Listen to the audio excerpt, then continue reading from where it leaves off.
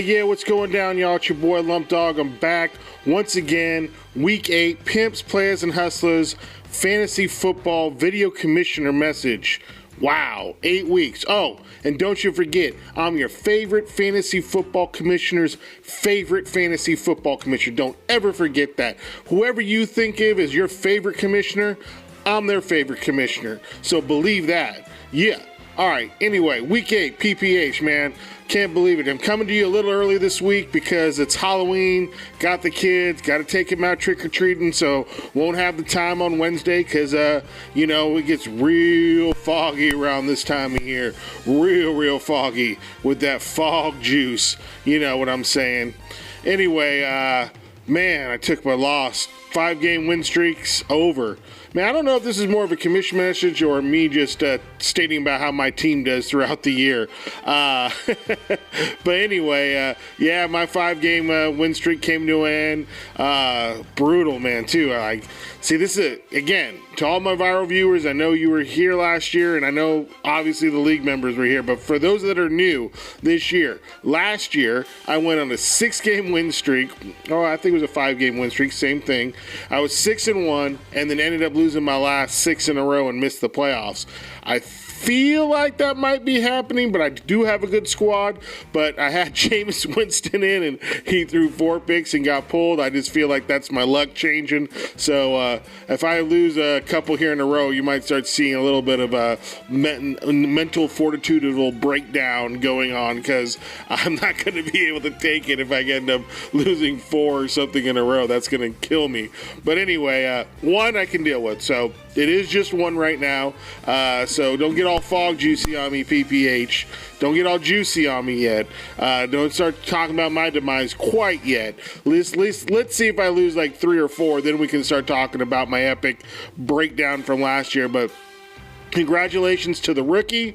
He ends up winning, improving to 6-2. A tie at first. I have him on points, but a tie at first as far as record-wise. Congratulations to Tommy once again, 3rd week. Not in a row, but 3rd week he's win the weekly prize. Man, his team at any moment can just explode. I mean, with Deshaun Watson, James Conner, Saquon Barkley, Thielen, and Antonio Brown. It's just anything can happen. Now he's got Jack Doyle back. He's 70 yards and a touchdown. Picked the Niners defense up. They ended up doing well for him, so can't really hate on Tommy. He's really put together a solid team. Oh, Tyler Boyd is his 3rd wide receiver too, just ridiculous. So he's probably the team to beat. Even though he's only at 4-4, I still think like that's a good 4-4 team. So that's going to be a hard one to beat. Anyway, Dareboy, he ends up winning too, improves his record to 4-4, so good shit with that. He has also another good squad. So when you take a look at the points scored, you got Tommy, the only team over 1,000 points. Then it's the Suckholes at like 980 something, and then I think it's Dareboy at like 960 something, and then it's me, I think at like 940 or 950 something. So those are your top 4 highest scoring squads right now. So we'll see how this last half of the season plays out because we are pretty much at the halfway mark here. Really, he only got 4 weeks left in the regular season. So it's coming to a close quick. And I know Haters and 289ers, they battled in the Cellar Dweller Bowl this week. Haters pulled it out, goes ahead and gets to 3-5. But, man, that puts good old Montardo's there at 2-6, man. Only really 1 more loss, and he's eliminated. So mathematically, so it's really people starting to really separate themselves. We do have a bunch jumped up there at 4-4, but Suckholes is there in 2nd all by himself, and then 3rd, depending on I guess me and the rookie's record. But yeah, 2nd right now as far as record wise. So yeah, so things are really starting to happen. We got some big trades that happen in the NFL. Demaryius Thomas going to the Texans. That helps Courtland Sutton in Denver. You got Golden Tate going to the Eagles. I mean, I wonder if that's going to open up things for Nelson Aguilar now or the red zone too, because we got Ertz. I mean, how's that going to play out? I mean, I don't know, but it's exciting to see what's going to happen. You had some defensive trades too, with Clinton Dix going to the Redskins, which I didn't like. I'm like, oh, great. Matt Ryan plays, my guy, plays Redskins this week, and they just improved with another good safety. So I feel like Ryan's going to get the face pump, going to get the juicy face pump over in Washington this week. That's going to be harsh. Hopefully he can just, pull out like a 30, 33-point game, and I'd be happy with that. He doesn't need to go off for 40 or 50. When you have someone like Julio Jones, too, you figure he's got to have, in the way he's been playing this year. But it's outdoors, it's away, so a lot of things going against Matt Ryan, and then Jameis Winston just lost his job, so I'm riding with Ryan. That's all I have. That's what I got to go with. I'm not like I'm going to go run with Beathard. Give it 1 week and then see if I have to panic about it or what. Hopefully he makes me feel good and I don't have to trade a piece to get a piece. You know what I mean? Because quarterback's pretty important in this league, as every PPH member understands. Yeah. Anyway, and you guys notice my co-host here? He's a little tired. He doesn't say much. It's the only way I could get him to come through is if I allowed him to sleep. And I was all, Lukey, is it okay? I mean, I'm going to be a little loud. I'm going to be, talking to the camera. Were you going to be able to? He's all, dude, don't worry. I'll just sleep through it. I'll hold my beer the entire time, and I'll sleep through it. So there you go. We got a guest on this week's show. He's a little tired and sleepy, but he's here. So good shit, right? Kraken, where are you at? So, Dare Boy, this is the part where you want to play to your dad. I'm going to do this on camera since the old man can't seem to get through his thick skull with his new C-cut haircut with growing in, short in the front, long in the back there. Kraken, dude. I apologize for calling you a co-owner. I apologize for kicking you out of the league text. But guess what? One, you are a co-owner, or were a co-owner. Two, you were kicked out for technical limitations because you can't have more than 10 in the group text, and you were the co-owner, so you needed to get kicked out. So I'm sorry, I guess, if it hurt your feelings. I'm not sorry I did it. But if you want to make up, come through. We'll get you on the message. I mean, I know you'll be better than this guy right here, right? Wherever I put him. Either side, I don't know. But guy, right? Because all he does is sleep and talk about, I'm going to come through. Oh, I'm tired. I can't come through. Man, so it is what it is. Oh, this Sunday going down, PPH, the grill off, or friendly cook-off, whatever you want to call it, steam off, according to Dunslappy. So we got the tri-tip barbecue going down at my house, 1 o'clock this Sunday. I'll have some football on. Britton's coming in. He's going to go ahead and get his tri-tip grilled up. I'm going to get 2 grilled up, and then I guess James is going to go ahead and steam his or boil it or whatever the fuck he wants to do to it, but he ain't grilling it. That's all I know. So we'll see how that turns out. Interested to see how it tastes and how it looks, and if it even looks appetizing. So unless it's all gray, I don't know. So I've never done a steamed meat before, but supposedly it's really good. So we'll see. So Sunday, everyone come out. Everyone's welcome. Bring a side, bring some beer, and we'll get it down on Sunday at my house, 1 o'clock. All right. Anyway, so I want to get into some of the website features too today, because a lot of people use the app and they don't understand what there's out there on the web. There's so many more things that the website has that the app doesn't have. Right, Luke? Right? Lukey, wake up. No, it didn't work. All right, so yeah, there's a lot more features that it has. So I wanted to show some of that, some of the owner stats and, things like that, the history and stuff, and things that how you can find things on the website. Because, like I said, it's a little more feature rich than the app has. So anyway, let's go ahead. I'm going to get into that. Then I'm going to get into the games. Actually, you know what? This week I'm not going to get into last week's games. I'm going to get into predictions into next week's game. So I'll get into that, and then I'll wrap it up, and we'll get you out of here. All right. So let's go ahead and let's take a look and see what the features are with the website. Luke, bring that up. Come on, Luke, bring it up. Luke. All right, here we go, man. Here's kind of what I just wanted to show you why you want to use the website sometimes rather than just the app. The website has a lot more features to it, like what we're showing you here, which is the owner stats. So anytime you go against the guru, if the guru says this person has estimated 7.3 points and this guy has estimated 6.8, and if you start the guy over 6.8 with 6.8 over 7.3, it gives you a total. It's a coaching risk.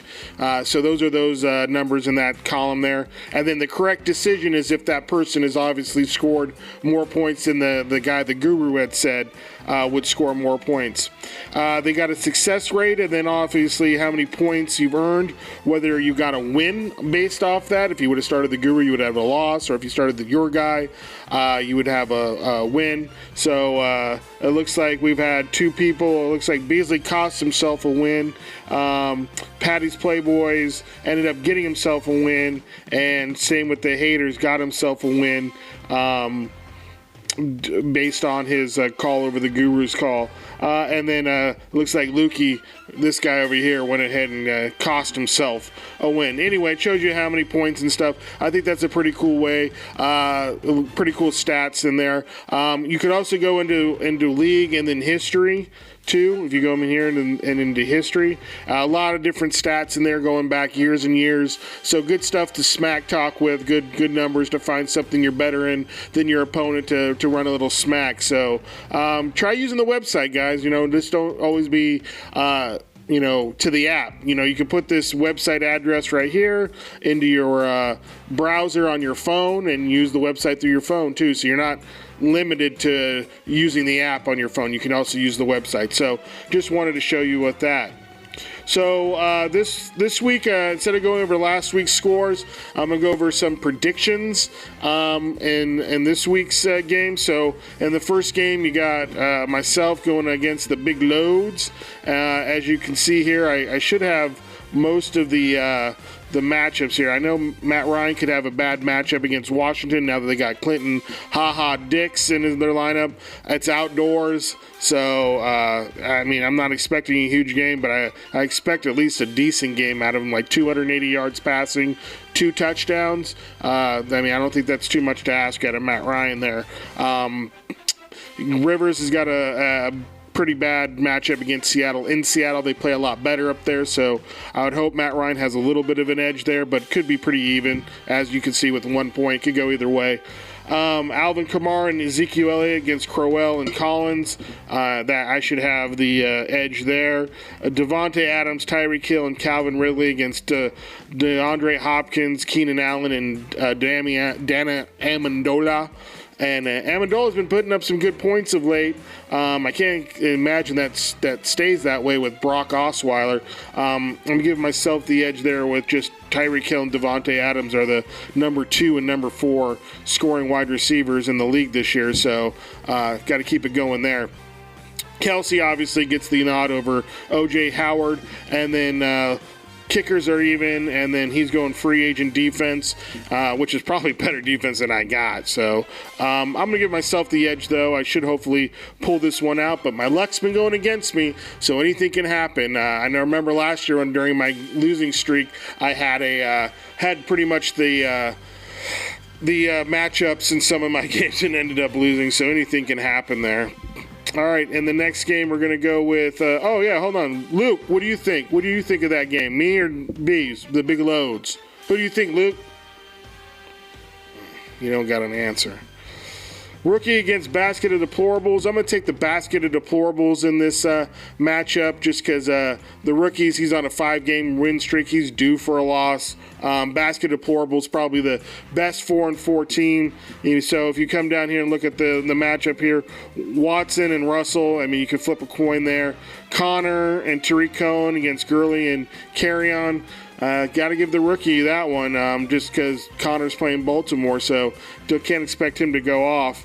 But then he makes up for it in the receivers with Thielen, Brown, and Crabtree over Watkins, Gabriel, and Demaryius Thomas. Can't imagine Demaryius Thomas's first game is going to be real good with the Texans. David Njoku, Ricky Seals, so he's going to go Jack Doyle, I'm sure, so I'll give it to Doyle over Njoku. And then defensive Seahawks and Niners. I don't know. That one's kind of hard, but I'm going to give it to the Seahawks just because. Look at the gear I'm wearing, so you know if I'm calling Seahawks, Niners defense can't be that great. But I think Basket of Deplorables pulls this one out and gives the rookie their loss. Next game. Oh, Luke, what do you think of that game? Basket of Deplorables, the Rook. Who do you think? Who do you like? Nothing. All right, Suckholes versus Patty Playboys. Looks like this is going to be a close game. We got Goff against Patrick Mahomes. Got to give it to Patrick Mahomes the way he's been playing, but could easily see Goff too. Jared Goff go ahead and score more points, but I'm going to give it to Mahomes right here on paper. Gordon and Carson against AP and Sony Michel. That's a good matchup, man. That's really good. I wouldn't thought that at the beginning of the season. I know Melvin Gordon's been a beast. Chris Carson's been showing up the last few weeks, but Sony Michel's been solid. He's coming off an injury. Adrian Peterson has been doing a lot better than what he's been showing against Atlanta, too. Not a tough defense. That's really a toss-up, but I'm going to give it the slight edge to the very slightest of edges to the Suckholes, just because Melvin Gordon's just been a touchdown beast. The other guys, Michelle and AP, they've been good. They've been solid. But I'm gonna give the edge to the Suckholes. Wide receiver Evans, Allison, and Scantling versus Cobb. He doesn't have A.J. Green. He's on a bye, and Smith-Schuster. Going to go ahead and give it to the Suckholes there again. Tight ends there. Free agent versus Trey Burton. Going to give it to Burton. Kickers. I guess I would maybe give Crosby just a slight, tiny bit of edge just this week because Pitt and Baltimore are usually lower scoring games.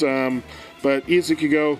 And you've got a free agent defense against the Panthers. Tampa Bay does put up points, but I guess give it to the Panthers over a free agent. But again, free agent defense can pick up 30 points, so you never know. Right, Luke? Right? Free agent defenses, you agree? Yeah, he agrees. All right, in the next game, we got the Juggernauts taking on the 289ers. Gonna probably give it to the 289ers are just a mess right now. Got to give Breeze the edge over Alex Smith.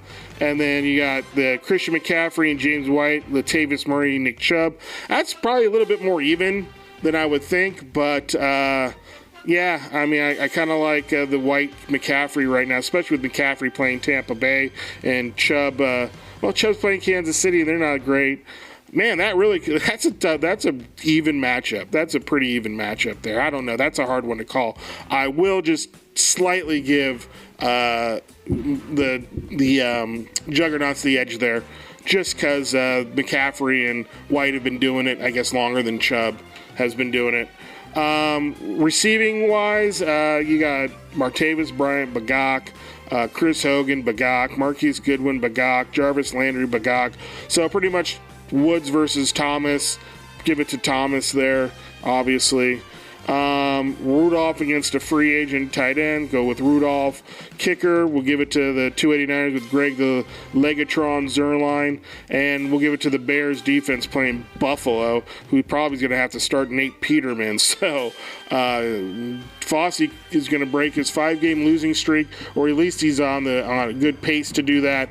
And also on top of that, probably could have himself a weekly with the Bears defense. If Khalil Mack plays, oh my God, that could be a 40, 45-point game for that defense. All right, in the next game, we're going to have the Brewdogs. Oh, Luke, what do you think of that game? Juggernauts at 289ers. What do you think, Luke? Nothing. He just came over to sleep, man. That's what the guy does. He just goes places and he sleeps. Haters, oh man, look at this shit show of a game. Brewdogs versus the Haters.